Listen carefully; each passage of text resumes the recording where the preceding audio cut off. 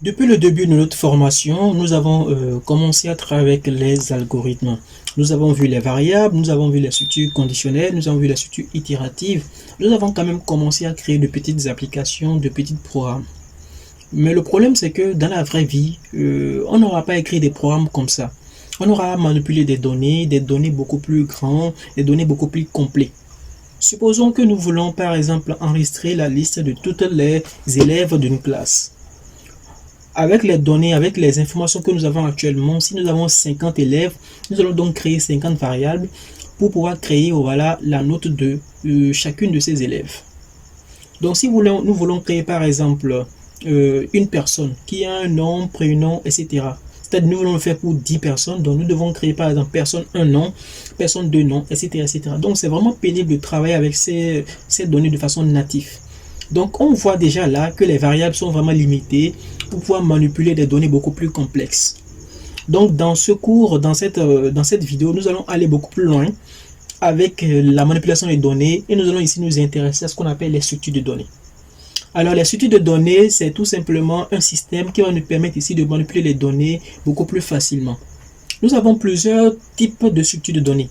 Nous avons les tableaux, nous avons les listes, nous avons les piles, nous avons les arbres, etc. etc. Alors, c'est vraiment des notions vraiment avancées. Dans cette vidéo, on va se concentrer uniquement, tout simplement, sur les tableaux. Alors, c'est la structure de données qui revient beaucoup plus souvent dans les langages de programmation.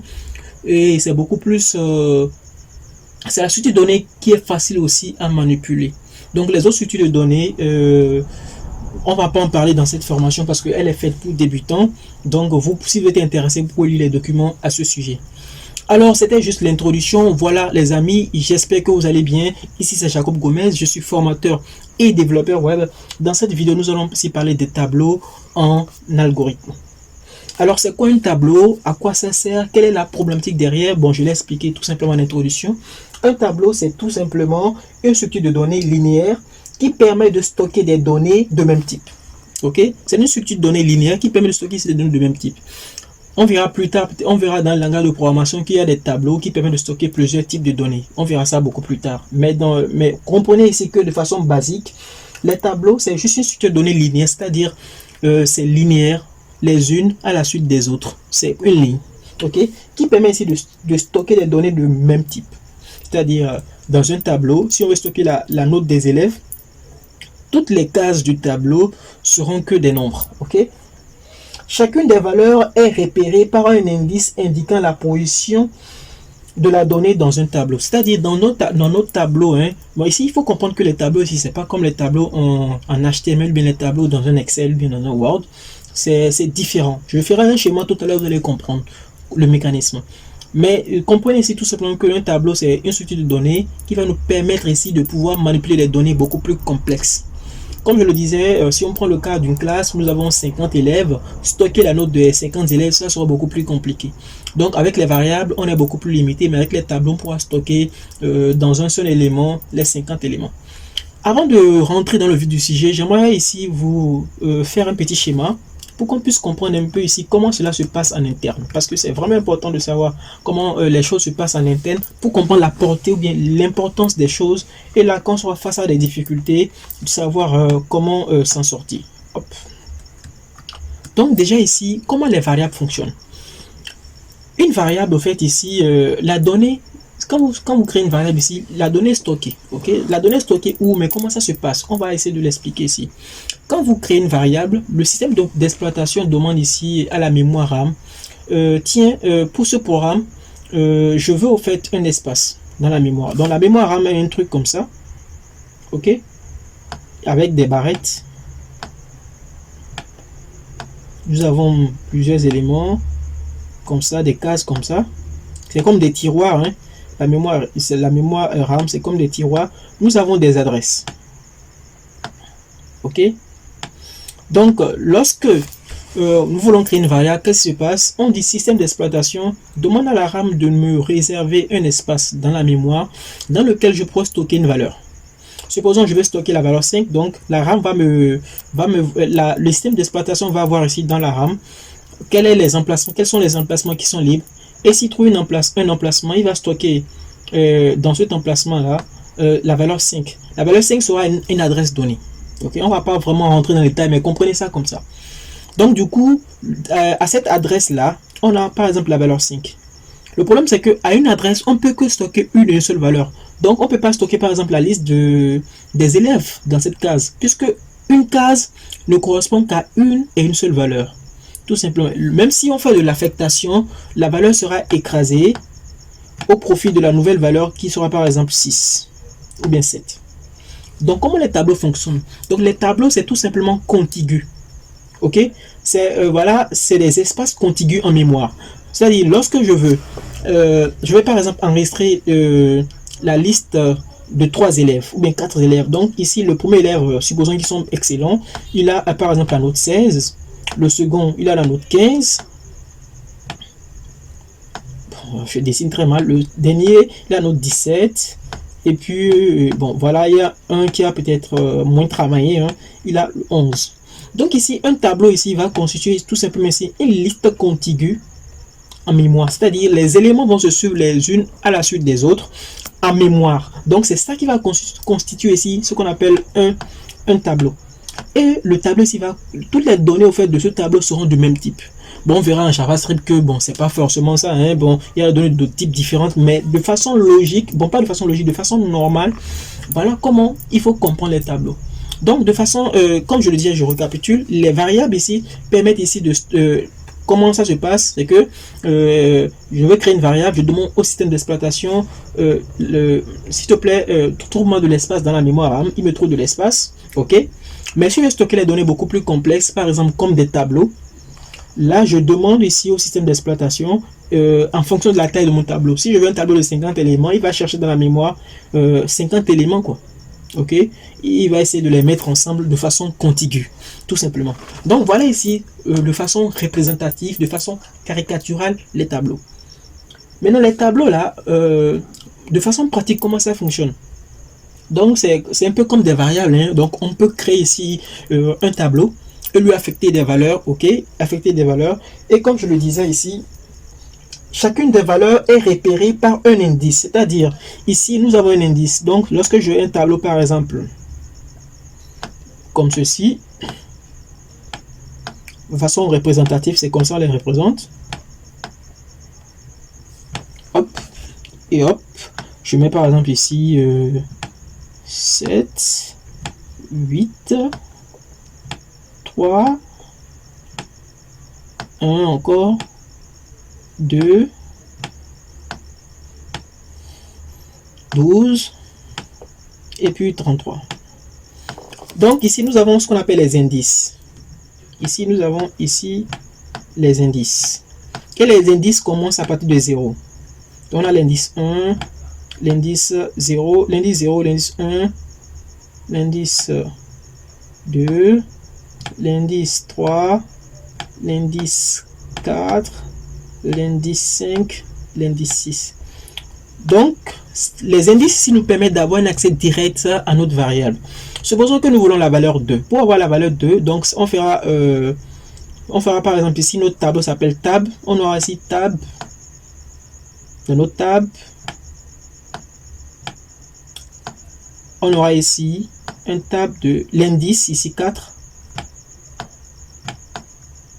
Voilà. Et on aura accès à la valeur qui est là. Donc voilà un peu comment fonctionnent les tableaux. Et ça, on appelle ça les tableaux à une dimension.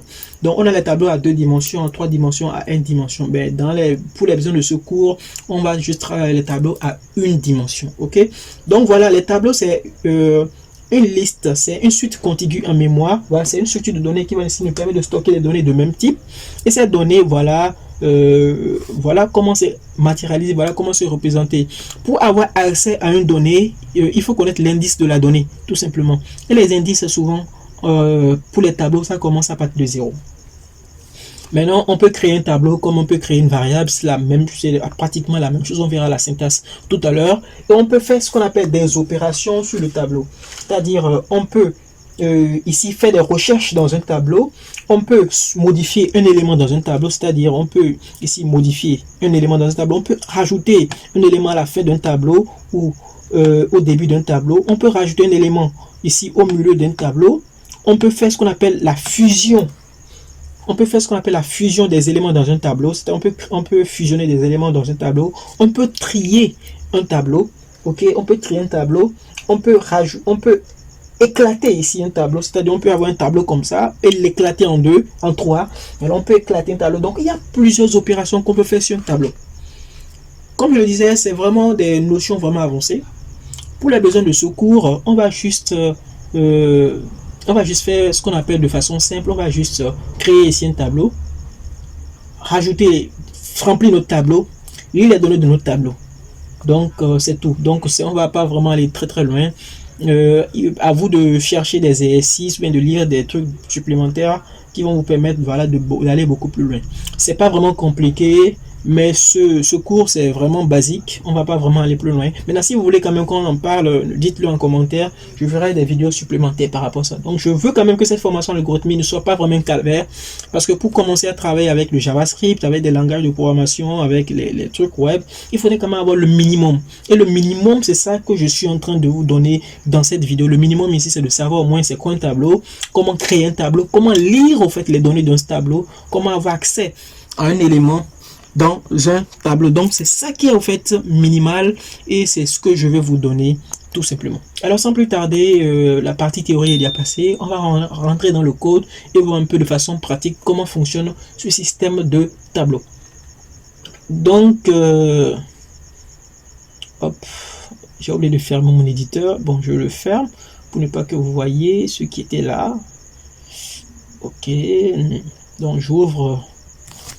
Hop, ici desktop, je vais dans laboratoire 2, je vais ici dans YouTube et je garde le dossier qui est là. J'aurais dû le faire avant. Hop, hop, hop, hop, hop. Hop, hop, hop, hop, hop, hop, hop, hop, hop. J'attends que ça charge, j'attends que ça charge. Hop. Non, bon, pour l'instant, on va parler de ça plus tard. Donc, comme d'habitude, on va le pseudocode. Bon, je pense que je peux supprimer tout ce qui est là. On n'en a pas besoin. Hop, hop, hop,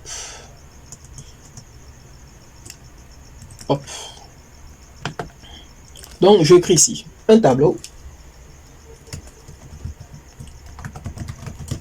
est une structure de données, linéaire qui permet de stocker des données, ok, de même type, hop. Bon, on peut faire un point à ligne, chacune des valeurs est repérée, j'écris très mal, par un indice,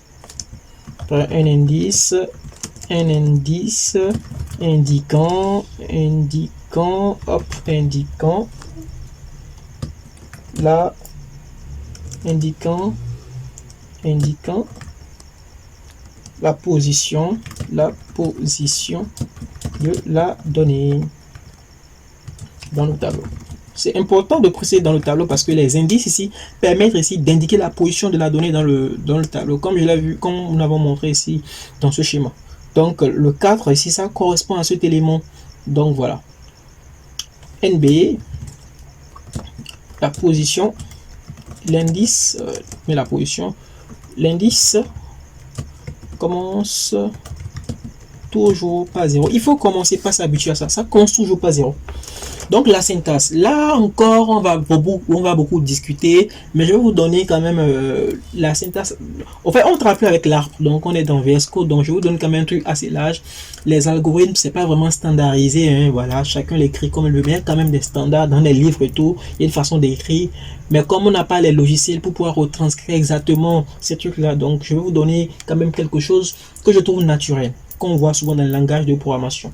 Souvent dans les langages de programmation, ou bien ce qu'on voit souvent, la syntaxe, on a d'abord le nom du tableau. Le nom du tableau.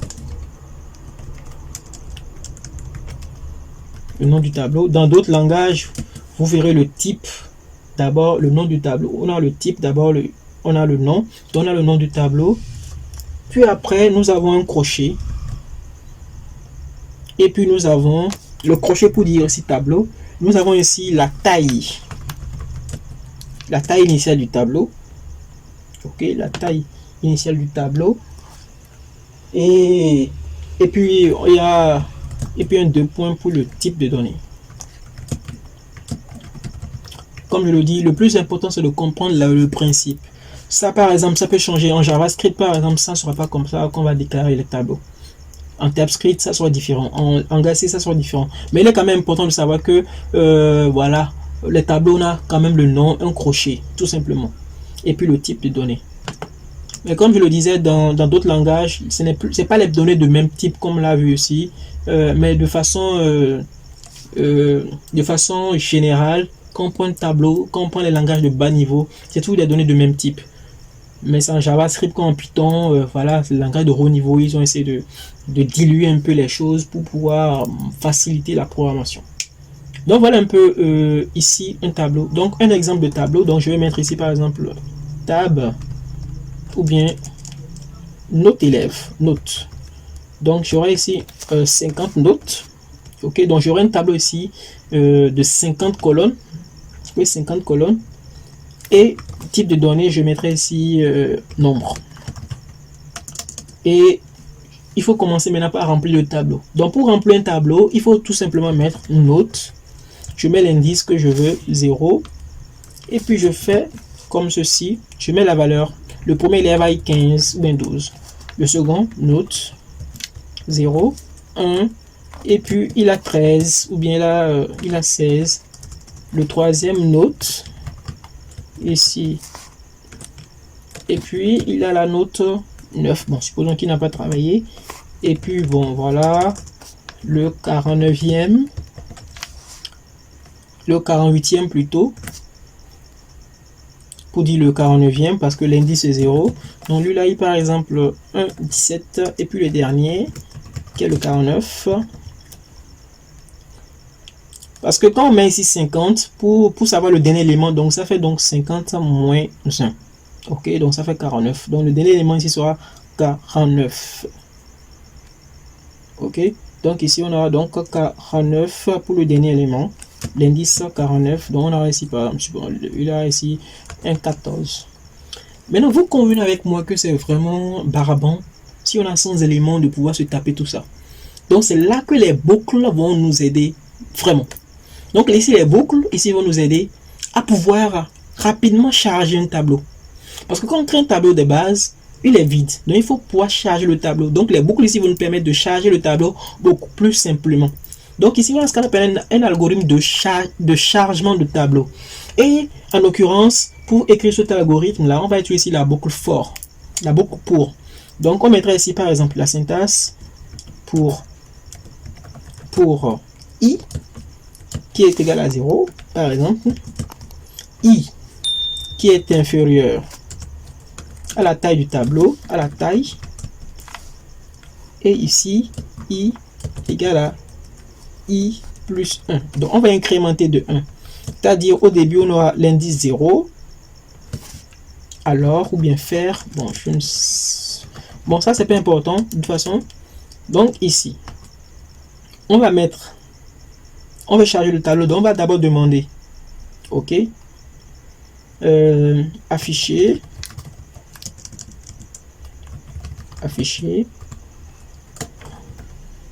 entrer les notes, ou bien entrer la note, je vais mettre ici virgule i plus 1. Donc ça va s'afficher entrer la note 0. Donc c'est pour ne pas qu'il y ait 0. Bon, 0 c'est pas vraiment compréhensible, pas un humain. Donc pour qu'il puisse comprendre, donc je fais 0 plus 1, ça fait donc 1. afficher la note 1.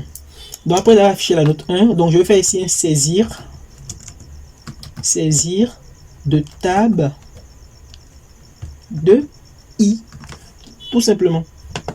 Donc comme ça, sans le savoir, on va remplir le tableau beaucoup plus simplement. Et je fais ici mon fin pour. Fin. Bon, j'ai écrit ça en minuscule. Hein. Fin pour. Fin pour. Tout simplement. Maintenant, après avoir fait ça, après avoir rempli notre tableau, il serait intéressant de lire au fait les données de notre tableau. Ok, pour lire les données de notre tableau, on fait la même chose. Jusque ici, on n'a plus ça. Bon, on va garder ça. On va supprimer ça. On va afficher juste table de I comme ça. Voilà. Donc on aura ici les données de notre tableau. On peut formater pour qu'il puisse aller à la ligne, des trucs comme ça, mais on va s'en arrêter là. La vidéo devient déjà assez longue. Donc voilà les amis, comment ici remplir un tableau, comment afficher les éléments, tous les éléments d'un tableau, et voilà, comment créer un tableau, comment faire les initialisations, etc. etc. Donc comme je l'ai dit, on peut faire d'autres opérations. On peut ici faire la somme de deux tableaux.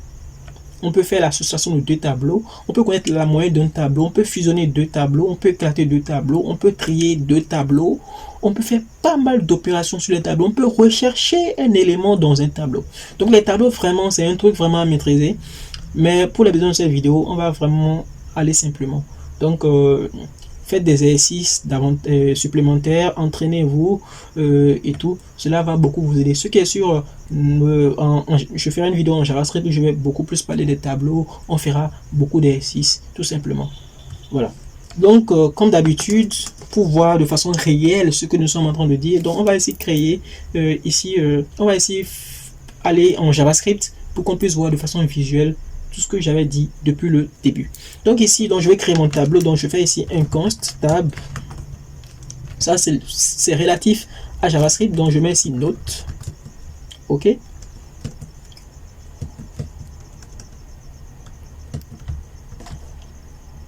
OK. Donc au début, moi je me dis que je ne définis pas.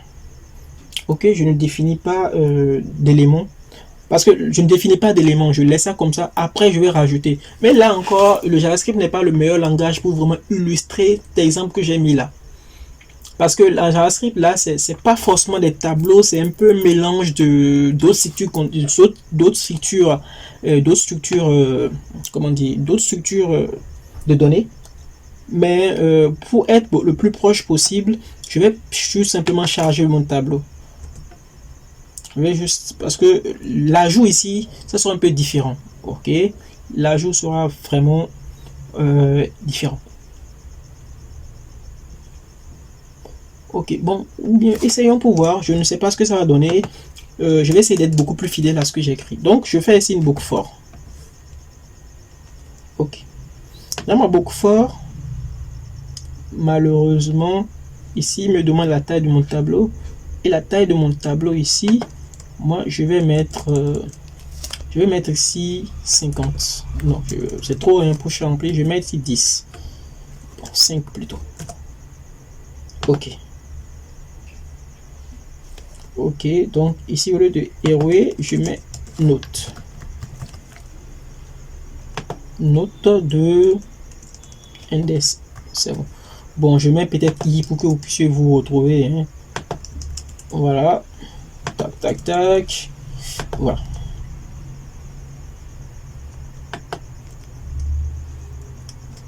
Donc ici, je supprime. Donc je vais ici un alerte de entrer la note. Et je mets ici i plus 1. OK, et je fais ici un prompt de bon, je pense que c'est là, parce que ça va marcher avec le prompt, je ne sais pas, on va essayer. Hop, je serai obligé de mettre ici des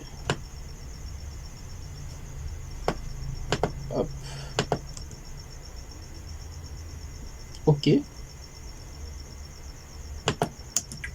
ok, et je stocke ça dans notre crochet de i, tout simplement, pour être fidèle à ça. Et à la fin, je vais faire une boucle for. Je reprends cette boucle for que je fais ici un console.log de notes, tout simplement. On verra ce que ça va donner. Hop, je lance ici mon live server. Je vais dans mon HTML, je lance ici mon live server et c'est parti.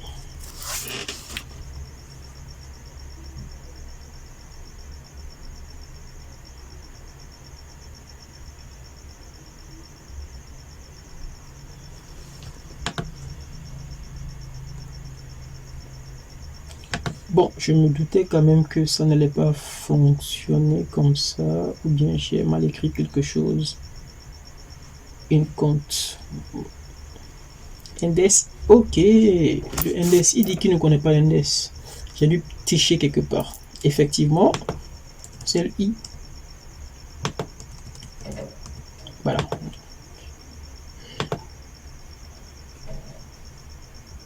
Je dois être beaucoup plus strict dans l'écriture. Ouf. Pourquoi c'est un qui est là? 2.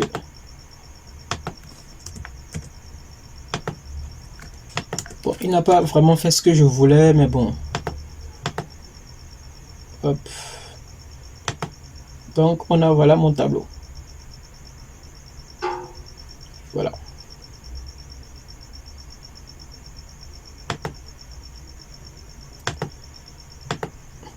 Donc ici, je vais tout simplement enlever ça. Donc,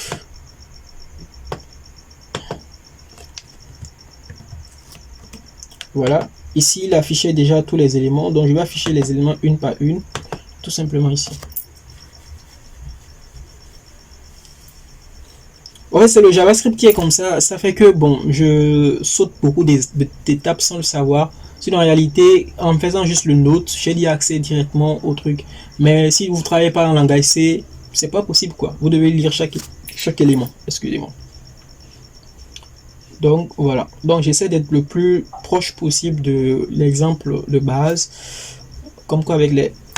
Ok, je mets 5, je mets 9, je mets 16... et mes 17 comme note. Bon, je mets un petit 14. Voilà. Donc le premier i5, voilà, etc. Alors les amis, c'était vraiment tout pour cette vidéo. J'espère que vous l'avez apprécié. J'espère que vous avez appris beaucoup de choses. Moi, c'était un plaisir pour moi de vous faire cette vidéo. Et sur ce, je vous dis à plus pour de très nouvelles vidéos. Ciao et paix sur vous, les amis.